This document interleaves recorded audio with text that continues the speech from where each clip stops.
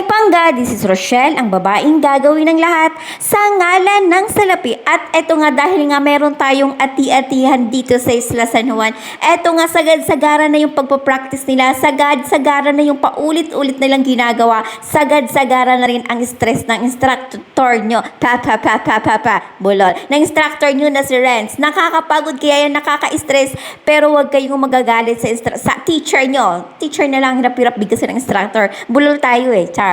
Nang teacher nyo sa pagsayaw na si Renz, sagad-sagara na rin yung stress na nararamdaman niya, lalo pat palapit na yung pagpe-perform nyo.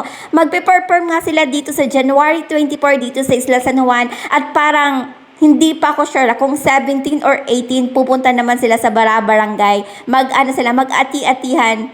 Ano ba tawag dun? Basta gayon, pupunta sila sa Barangay para mag-perform din.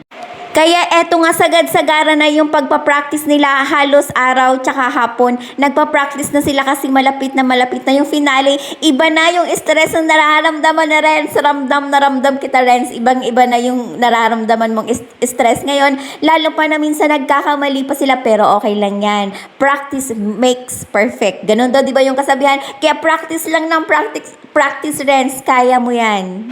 Yun lamang po, maraming salamat, at sana pag pumunta kami dyan sa mga barangay, dito pa lang sa isla, hindi ko alam kung magsaysay Bunny or hindi ko alam kung saan pa kami pupunta magsaysay Bunny Moravilla, basta sasama ko sa kanila magbablog ang person. Sana panoorin nyo yung performance ng ati-atihan ng Isla San Juan. Yun lamang po, maraming salamat po sa panonood ng aking video. Mag-ingat po tayong lahat. Bye everyone!